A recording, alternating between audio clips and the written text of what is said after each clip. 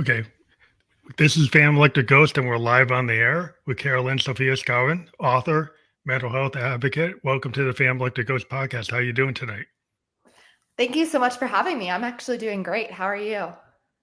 Doing very well. Want to let people know that we are a featured podcast on the Newsly network. If you don't know about that network, you can use our coupon code of GHOST to try that for 30 days for free. We'll be on there later tonight with an audio only version of the podcast. We're live right now on Facebook, YouTube, and Twitch.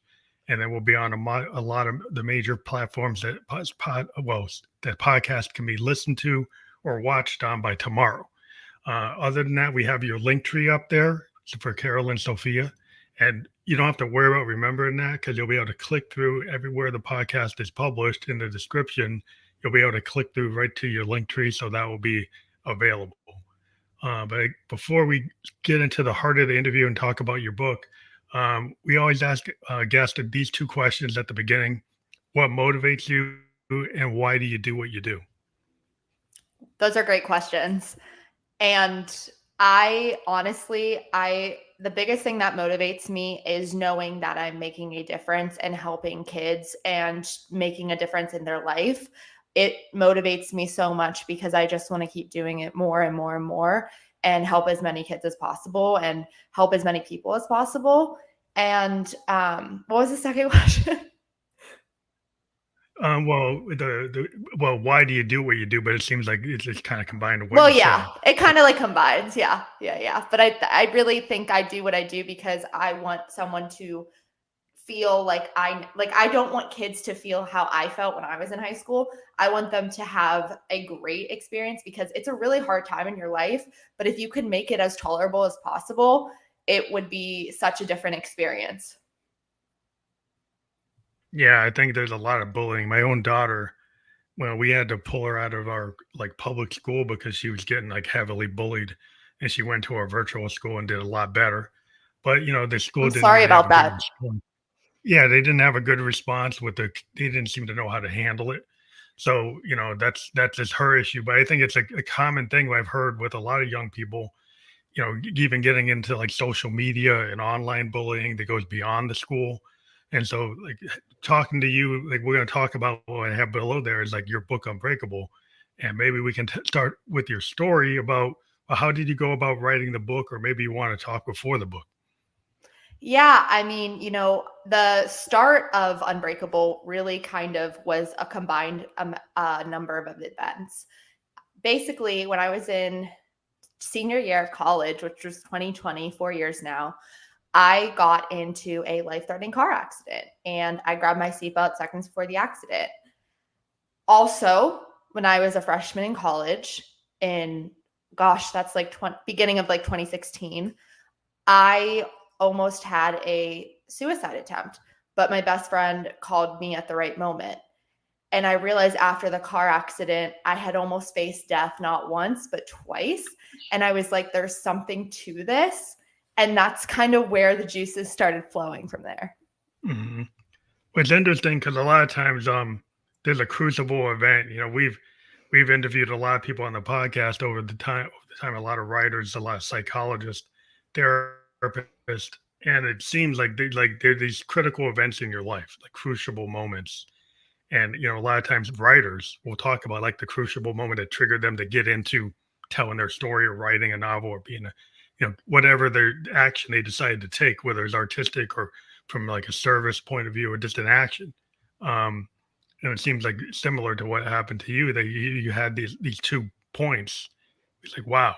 And then you start to kind of assess, is why is this happening? You start looking at it, the idea of the looking glass self, you kind of self-analysis. Yeah. No, that's a really good way to put it. I mean, I always say that, a story comes from a story. The reason Unbreakable came is because of a story, an event that happened. And it's just crazy how everything happens and the stories just build up together. Because after my car accident, I was very inspired to use my voice and to try to do as much as I can to help other people who are silently struggling. I silently struggled with depression, anxiety, and as much as it pains me to say, self-harm for years. And I truly, like, my book was such a healing thing for me personally. And to be able to help more people and help people know that they are not alone, whatever they're going through, there are so many more people going through what you're going through than you think. And it helps you to know that you're not alone. No, I was looking at your background. You said no matter how hard you tried, you had a hard time feeling successful. Was that kind of like the idea, like the concept of like imposter syndrome, where even if you did do successful, you didn't feel successful? Is that kind of what was going on? I mean, I've always had people doubt me, and I was bullied from a very young age. So I definitely have had that thought in my head for a very long time. And it's taken years of therapy to get to a good place now. But just the feeling of like, I'm not enough. People don't like me. I don't fit in. Do I even belong here? Like, what's the point of my life? Does it really matter if I'm here? All of those things. It kind of, started from a very young age. And as I got older, I only self doubted myself more. I hated myself and I didn't take care of myself. And I Mhm. just started to develop these very unhealthy coping mechanisms. And I just spiraled and just went downhill. How do you build up like a self-love and the ability to be like authentic and vulnerable as your individual self, in a kind of a bullying environment where maybe that's not valued? Like if it's not like if it could, I don't know where it started for you, if it was like in your family directly or outside the family or a combination of both. Yeah, I mean, honestly, I have the most amazing, supportive, incredible family, and that was the hardest part though, is I have the most selfless mother and father. My sister and I are best friends, and it was kind of like every time I left home, I felt this feeling of not feeling good enough.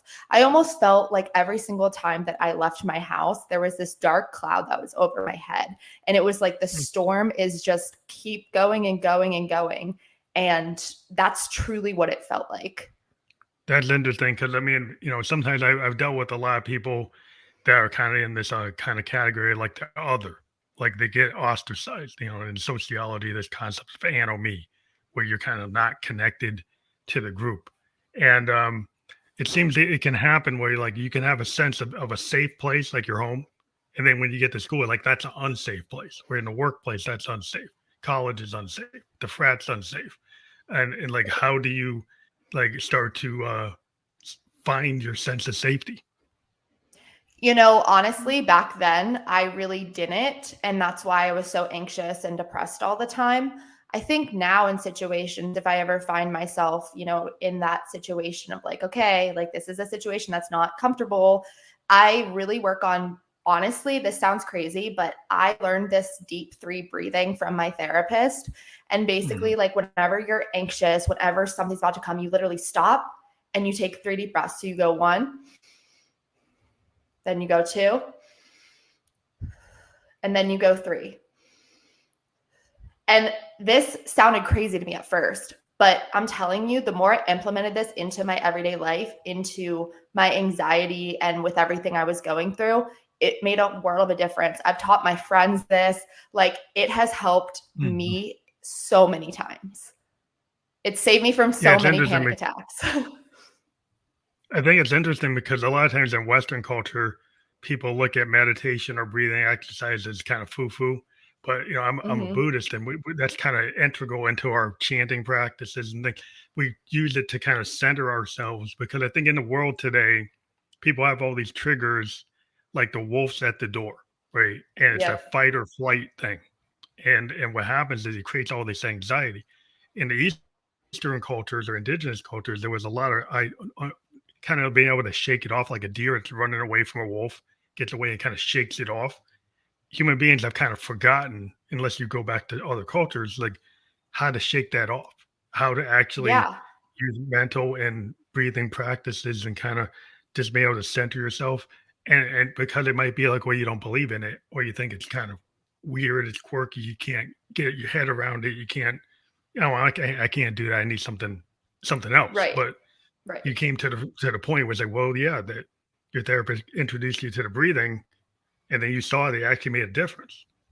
Yes, it totally did. Because, what I realized too a lot through just going through like mental breakdowns and panic attacks and all that stuff too is like it really all goes to your breathing because you work yourself up into this like panic mode, like you were kind of saying, fight or flight. And you are like, you have to bring yourself down from that type of crisis. And honestly, that has been the most effective way for me, and I just love sharing that because I hope it helps other people because it's truly helped me in so many ways. And so I just want to keep passing it on because I just want to help as many people feel good about themselves and less panic attacks too. I mean, if I can help with that with a breathing exercise, I would love that because I understand panic attacks. Like I've been through it all. I know how it is. And so I just don't want other people to have to experience the same things I did. Hopefully by my experiences, they can see, oh, I don't have to go through that. I don't have to do that because she lived through it. So I'm just going to avoid that altogether. And I'm going to start It's always, being healthy. I think it's good about being able to kind of, be able to share and also, you know, have lessons learned that you can bring and you pass it on and this kind of knowledge and you do it because like if once you've experienced anything, this is what like creative people do all the time. Like when you write a book, you're telling a story, whether it's a nonfiction story or a fantasy story, but you're trying to kind of teach lessons no matter whether it's fiction or nonfiction. And when you Definitely. can connect, you can, if it's more personal, then you kind of get into your own vulnerability and being cool with it, and maybe I would like to address is like as a writer, you're kind of coming in there talking about unbreakable, and it's a real personal story and its vulnerability. As a writer, was that hard for you to put that together, or was that like very cathartic to put it together? Honestly, being vulnerable and just being real and I as just authentic as I can be, I try to do that. I tried to do that from my stories and everything. I think it was so cathartic. It was so healing to be able to write about things that I've made it through and things that I know I've gotten to the other side from. And it's crazy because when you write a book, it's not just chapter 1, chapter 2, chapter whatever. You start with stories and you Yeah. start with events and things that happen because then what happens is you put them all together and that's what makes a book. And so the chapter is like really the last thing. Yeah. What's the narrative? Like I'm a kind of a flow state person. I'm a musician, and a producer, and No way, a I lot. sing too. Yeah, I started singing maybe in 2016, but I had to find my voice. And as a Yep. writer, like when you're a singer songwriter, you're trying to take something that's real personal and then make Yeah, it kind of universal. You're trying to make definitely. it so that it's understood. I think, and it's the same. I mean, you're still a writer. You're a writer, but you're writing in a shorter form. Maybe Right. it's 4 minutes, 10 minutes, not 200, 300 pages. But it's still like there's the creative process to be able to pull that out.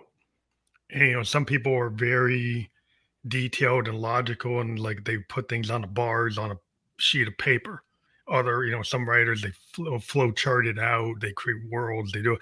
But then sometimes things come like it kind of comes from like the muse, or you feel like you can tap into it and you believe it's there, and then it Hmm. kind of comes from you in a way that's gonna really connect because it's authentic. It doesn't seem forced. Is what I'm trying to get No. at. No, for sure. And it's funny that you said you do music because writing music has also become very cathartic for me. And I love just being able to write my feelings and emotions down because I realized after the book, that was when I started to do the writing and stuff. And so I was like, oh, this is another hobby of mine, I guess. Yeah. What's cool about a song is like it doesn't take as long as a novel or a Yeah. book. So I mean, it can because you can get into it, but the idea is you can, it's a shorter form, right? In Yeah. terms of then you can use a lot of expressive things that are like, in terms like it could be nonverbal, or it could be in terms of the notes if you're playing an instrument. And then it's how you sing, how you evoke the emotion can even carry more weight than actual words. It's like how you carry that tone in your delivery as a singer, right? They really can convey, you could sing the same lyrics, but you do it in a certain way, it conveys a Yep. different feeling. And Yeah. so there's Yeah. a lot of layers to how you can actually get your message out. Some can be hidden or subtext or really obvious. Yeah. No, that's very true. But it's a cool form. I think it's very cathartic to be an artist. Whether you're an For author or a sure. musician or a painter, working through each emotion and actually dealing with it dead on. Was that something like writing the book? Were you doing diaries? Were you journaling? Was there like a process to get to it? Did you suddenly like, well, I'm going to go to the book, or had you been doing things like journaling or diaries that kind of lend itself to moving in You that know what? direction?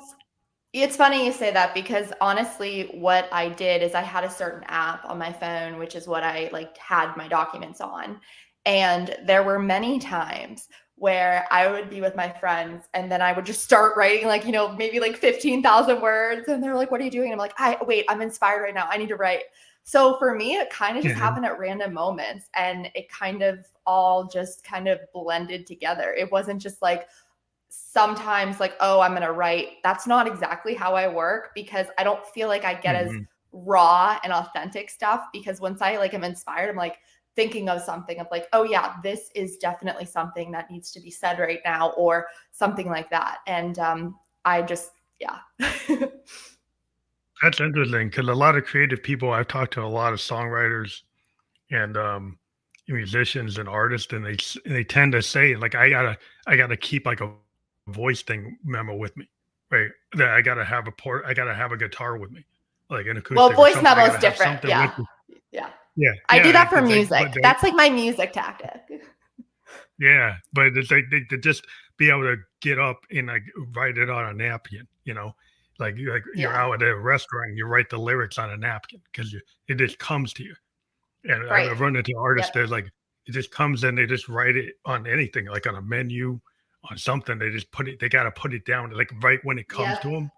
They just like boom, it's like I got to capture that because the universe is like triggering me to get into this, and I can't let it go. I got to do it. Yeah, for sure. I mean, that's how I am too. I mean, I know like whenever I write songs too, it's like the same thing. It just will come to me and I'll just start writing the songs. And, I work differently too because I'll be able to figure out a melody from lyrics. So I'll start with lyrics sometimes. And a lot of other Mhm. people aren't like that. So it's really interesting everyone's thought process on like how they get to where they do. And that's a great thing though, is we're all different. We all think differently. And that's something about me too is I have always been different my whole life because my sophomore year of high school I found out I had nonverbal learning disability, which basically is you're highly verbal but you do tend to struggle with spatial awareness and some cognitive things and makes sense for my driving sometimes for my parking, so it does affect me more than just in math and science as it did in school. It also kind of affects me in life. And as when I first found out that I had this, I was very angry. But now I realize that the reason I'm so creative, it's my nonverbal kicking in. And I'm like, that is what makes the music. So it's kind of cool when you That's think about it. Well, that's the thing. People don't understand the gift. Seems like in some cases people think their gift is a curse, but they just don't realize that a lot of times I've met a lot of creative people that are neurodivergent, right? That a lot of artists I've run into, a lot of musicians specifically, have like neurodivergent kind of issues. It's kind of why they're able to be a musician because they Mhm. have this thing that, and a lot of times they might have got bullied or they got people didn't understand them because you tend to end up being in like this other category when you're a creative type of person, and you might not fit into the box that society has where you need to be this type of person, but you're kind of on the bell curve, like they measure people like they're in the middle is like everybody, and then on the extremes you get the Einsteins and you get the people that don't measure, right? Einstein got Yeah. D's, but he's a physicist. Yeah. Yeah. When they tried to Yeah. measure him, he didn't get good grades, but he was Yeah. brilliant in physics, so it wasn't a good measurement to measure him. He's kind of an Right. oddball, but that tends to Right. be the way it is. It's like when you have some talents, you might have some trouble with the social connections of the kind of general society, that how they accepted mores, you might not fit into that exactly. So it makes it more And difficult. that's why I never fit in. And and I think that that was part of Well, I why I think I got lost bullied and you there. everything. But About like the idea of unbreakable, like for your Mhm. title, uh, and like Yeah. how did you come about with that? You know, realize you were unbreakable. So it's funny, everyone has a story for their, how their books came to be and also this title. I was recovering from my car accident and I at this point had known if I was gonna write like if I was gonna write a book, I was gonna write a book, I was gonna need a title. And then one day I was sitting with my mom and dad, and then I was like, wait a second, guys, I'm unbreakable. Wait, that's it. And then that's kind of how the title became because I was like, I am unbreakable. I was like, I didn't die from this car accident. I've been through all of this and I've survived. Like, and I realized that unbreakable is more than just a word. It should be just kind of something to live by because it Mm-hmm. tells you that you always are unbreakable. Keep going and you're unbreakable. You fall down, get back up because you're unbreakable. And it's really a resilient way to live your life. Yeah, I think that's an important like concept, because the resilience of it. Because some people like they get distracted by the things that happen. Like life is like like an ocean. Like, and Yep. if you're like on a ship captain, like if you only have like really calm waters and you've never had a bad ocean, like a bad stormy, like how are you going to handle that situation when it happens? Like if you can look at the things that happen that seem like, oh, these are really bad things that happen to me, but they're like learning, you know, teaching moments that like a lot of times Definitely. for artists, it's like it's the pain that you go through that gives you the depth as an artist. Because when Yeah. you learn, because if everything was going well, you might not have that kind of point of view to be able to talk about how to get through the stormy sea, you Right. know. Right. No, definitely. That's a really good point.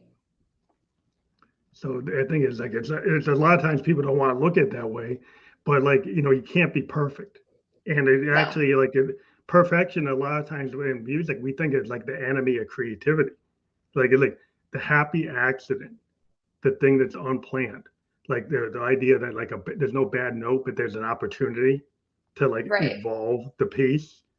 Like Right. it's that's how you get the really great music because it like it was unexpected and you took a different turn and like wow that's how you got to that, but rather than like oh I'm Yeah. trying to make it the perfect piece where sometimes it's like that's the struggle of actually creation is the fact that like Yeah. imperfections are beautiful, and when if Yes. you're Yes. if you're a painter you can understand it like when you're trying to do the layers like that's kind of point in time you might not ever get to Mhm. that kind of texture again, and Right. I musicians mean, we know it when we play live it's like we might not get to that kind of exact right. moment in our career ever again. It's like that's the moment, that's what it is. I mean, imperfections are beauty. And I think that that's something, that is a really good point too, because I feel like in this day and age, social media has made it seem like there has to be a perfect face. And like there has to be a perfect way to dress and all of this. And like if you don't do that, you're not considered like by society beautiful. Like, if you don't have lip fillers, oh, you're not okay. Like I have Yeah, nothing done to my face and I am proud of that and I never will. And I truly think that it's something that has just gotten out of control. I think yeah, people just do it for the wrong reasons now. But some of my best friends, they have it. It looks amazing. And like they do it because it makes them feel confident, not because of society, which is why a lot of people do it though. yeah. A lot of times it's like you look at social media like if you're a young person, I mean there's a lot of people looking at it from government regulators, it's like this is adversely affecting like teens or kids who are they're growing in their maturity and they're getting Right. these a lot of pressure from things that are kind of these are algorithms, these are people trying to make millions of dollars, they're pushing something that is like it's an idealized version of beauty, right? It's an Mm-hmm. idealized concept, It doesn't have to be the standard bearer for beauty is like what this influencer is saying it is. But like if you're impressionable, you might take that influencer's concept and say, well, that's the only way I can be beautiful. That's the only way I can connect is I got to be like this. And then you lose your Yeah. individuality or your respect for, like, the secret sauce for anybody to me is their individual self, which is like nobody else, which is why, Exactly. you know, like when I look for, I don't want to show me how you can clone Taylor Swift. I want to hear what you have to say. Not that Right. being able to sing like her isn't a bad thing. It could show your skill, but show me what you actually can write or sing that's yours, because that's what's going to actually Yes. be the thing that we can work on. That's it. Because It's nobody so else true. has you. Individuality. It's true. I mean, Yeah, nobody. individuality is a very big thing that no one is expressing anymore in a positive way. And I really want to teach younger girls, especially too, like, you don't need to look like the other girls. You don't need to wear that much makeup. If you do it because it's your thing and you love makeup and you love art, do it. Go ahead. But don't wear makeup because other people are telling you to wear makeup. Do what you want or not. But I just think that they don't have as much of their own opinions because they're like, well, I have to follow the crowd in order to fit in order to be, you know, in the same realm. I mean, I remember I saw this video once where this mom was saying how she wasn't sure if she wanted to buy a Stanley for her daughter because everyone else in the class had a Stanley and was making fun of her for not having it. And so she's like, well, maybe I'll get it for her because it's like a tough situation. You want your daughter to fit in, but at the same time, you're like, but yours is cute, you know, yours is sparkly, you know? And Yeah, we've definitely lost sight of individuality and just what makes someone them, because I think that everyone wants to fit into society, that no one is really actually willing to take the mask off except very few people, because people are so scared of what other people are going to say or think. And that is something that I have worked years on in therapy, of just not caring, and you know, really kind of just letting things go and not being like, okay, like if everyone else is getting something, great, cool, good for them. Like, I don't need to have it just because they have it, which is exactly the same yeah, thing with, you know, these kids in social media and filters. It's like, just because someone else has it doesn't mean, you know, whatever. And also too, I think it's also very like like construed with just how people are, is like they think that when they see like one person, they're gonna be like, okay, I have to look exactly like that one person that I'm following. And it's just like, we got to come to a point where people are like, hey, this is how I look, this is how you look, we're both beautiful in different ways, and really kind of lean into that. yeah. I think that's a real hard place to be because so many people are in the comparison trap, like keeping up with the Joneses is the old term, but it's Mm-hmm. it's like, oh, I gotta have 1,000 likes, I gotta have 1,000,000 views. But like I Mm-hmm. always point out to a lot of musicians, like they're always on the trap. I got to be on this playlist. I got to have this many plays. It's like it really depends on who hears you, right? It's like you could have 1,000,000 plays, but that could be all bots. But if you have, like, you know, 5,000 plays and the right producer or right person hears you, right? Right. Because you put it out there, you could have an opportunity that the million plays doesn't actually ever get, right? So it's all perspectives. Like sometimes the metric number is not equivalent to the impact, and this is what Definitely. people are getting.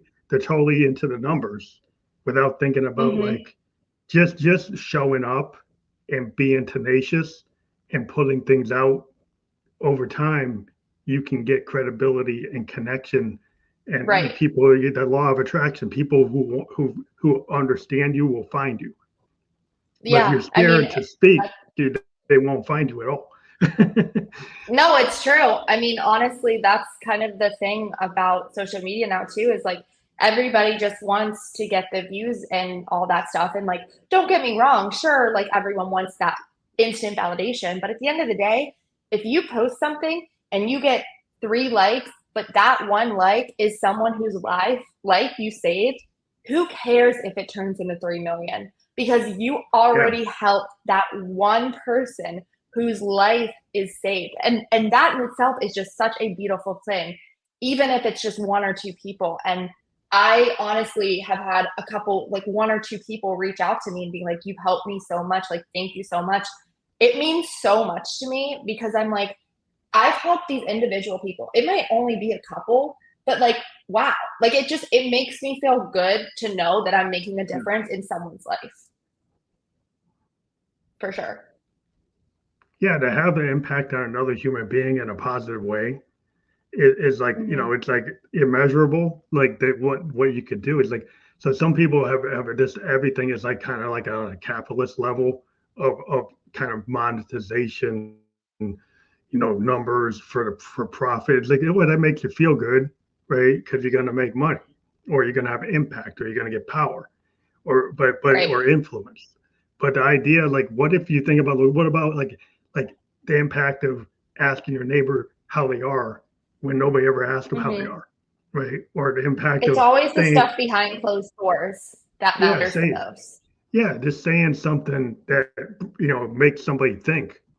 Like you put something out there and it makes somebody kind of, oh wow, I never thought about that in that way, or they put themselves in the shoes of a person they never thought, and they stop being so judgmental, right? And they stop being so critical, and they're like, oh, maybe I should listen more. Right. Definitely. I mean, yeah, it all just kind of goes back to, again, just being individually proud of who you are and, doing things because you love them, not because of the money and the attention. I mean, sure, would that be great? Sure. But at the end of the day, it's like if you're making that one person, I really, really always emphasize that because I'm like, that's a huge deal if you save one person's life. And like, Oh yeah. I truly think that like people need to stop being so concerned about the numbers and more about like just what impact you're making. Because like you said, that one person could be that one person who needs to see it, And so I think people just, especially now on social media and these kids, it's like, stop trying to do things for views, start doing things that are your heart and soul. And, for me, I post a lot of videos about like anti-bullying because I'm very, very passionate about it. And I'm also a public speaker. And some of the times, like with my speech, it's about kind of the building blocks of you. And everyone has building blocks, but some are just, mine was depression, anxiety for the longest time. And now it's like resilience, confidence. But the point of it is it's kind of like a second to self-reflect and be like, where am I at in my own life? And how can I improve my own life moving forward? What are some of the key lessons learned from your experience through your the process of creating your book and getting it out there? Are there like maybe 3 core lessons learned that you can kind of relate to the audience? Yeah, I would say number 1, use your voice. Being able to use your voice no matter who you are is a very, very healing feeling. Now, of course, that is when you're ready to, because I was silently struggling for years, but being able to use your voice and being able to know that you're making a difference, even if you're just using your voice for 1 or 2 people, it's just something you have to build the confidence for. The second thing I would say I think it's is important. Yeah. Yeah. Well, that's the thing is it's just very important. Yeah, I think it might have delayed a little bit. But anyway, yeah, so I would say that. And then the second thing I would say is don't be afraid to try something new because you might find your passion. I mean, I never in a million years thought I would be a writer and an author and a speaker, but it's just kind of where things led. And so truly everyone has a purpose and everyone has a passion. You just have to find it. I really encourage people to really tap into what is it that interests me? What is it that's going to make me happy and want to have like that fire inside? And I truly think that that is a huge thing because it will truly make your life so much better. And I found mine, and mine happened to be writing and, music. So that was kind of mine. And then the third thing I would say is people are going to tell you that you can't do it. People are going to tell you that you're not going to get published. Like you might not get published, this or that. But as long as you have the tenacity and as long as you have the determination, you can do anything. And it's truly important to know that you can do anything you set your mind to. I truly decided one day I was going to write a book and I was going to see it through. And you just have to be accountable for yourself within all of that. I think they're all important that people realize, like you're saying, there's like the only kind of ceiling you put on your is the ceiling you put on yourself. Because there's a lot, once you really believe in what you're doing, you can execute it. It's only if you don't believe in yourself that you don't execute, right? You don't actually finish it when you don't feel like you deserve to be in that area. Like you don't deserve, I don't deserve to be a writer. I don't deserve to be a musician. So I don't deserve to be on stage as a stage actor. So you're never going to be on stage if that's where your head's at. But if your head's at that, like it's all mindset. Yeah, mindset is everything. And it's like because I'm a cancer survivor, and my mindset of like I need to be here was a part of my survival. Wasn't just the drugs and the medical stuff. It's the mindset of, yeah, I deserve to be here. I need to be here. I got a future. I believe in that future. If you put and that when I was 27, I had a level 3 sarcoma, and now I'm 56, and that was something that people were like, well, you're not going to be here, but like you can be here. Like if you push it to believe that you have a right to be here, then you can. Yep, absolutely. So I think like you're talking about like depression and anxiety, and it puts people into those places where they maybe don't feel they should be here. And like how did you break through that and it's probably something that you continually have to like address. I know that like a lot of things are like lifelong efforts. They just don't, it's not like a 10-step and then you're done. You have to keep that mindset constantly and be aware of it. Yeah, I mean it's really something you have to just do every day. And no one's perfect. You're going to have off days. I mean, I still have my off days, but on those bad days or off days, I kind of just remind myself that, you're just having a day. Like it's okay. Like you're going to be okay. You're going to be fine tomorrow. So I think that's another thing too, as well. Yeah, it's important to kind of like put things in perspective because like, like it's not the end of the world because there's a mistake or what you perceive as a mistake or a misstep. Because like, there's always gonna be somebody that hates what you say. That doesn't mean it was a mistake. It could be that person wasn't ready to, that person wasn't ready to hear it. Right. Yeah. So that doesn't mean it wasn't a valuable thing to say. It's just like their reaction. It's not always like the other person's reaction that should define you. Like you should just be willing to like, okay, I'm gonna live with what I have a right to say it. However, other people respond, that's their business. Definitely. I have a right to express myself. And some people feel like they don't. Like well, I can't write because I'm not anywhere near like, like anything like Tom Sawyer. I'm just not gonna be like that. So I can't write, so I can't put it out in the world because there's this whole canon of writers and I don't see myself in that group. And then it's like, well, why not? Why can't you deserve? There's all different types of writing. It doesn't have to be just one thing. So you have a right to get onto the stage. Absolutely. Yeah. Couldn't have said it better. Yeah, because a lot of people will stop themselves. I was a big, I was really into the punk movement back because I'm a child of the 70s. And I like the idea of the punk aesthetic was like, a band like the Clash. Well, they came out and it was like, Joe Strummer can't sing like a Roger Daltrey or like Led Zeppelin or like, the classic 70s bands. They had these perfect pitch, perfect singers that had really command of vocals. Then the idea said, well, you can actually come out and if you have heart and soul and ideas, you don't have to have perfect pitch. You don't have to be the best singer, but you just are willing to sing the song and get it into the world. And it doesn't have to be perfect. In fact, because it's imperfect, it was new. It was ideas like, well, you do belong here. You can be there. You don't have to be 5-octave singer to do it. You don't have to be like that. You can actually have heart and ideas and passion, and that can actually carry it over. Absolutely. Yeah. I mean, that's kind of how it was even for me with I have one single out called Hold On and Stay. And I wrote that song so that anyone who's in that mindset of I can't do this anymore, or I want to give up, I hope that they can listen to that song and get inspiration of the fact of like, you can hold on and stay because it will be okay. And there will be better days. You just have to keep fighting, and you just have to know and trust that it's going to get better.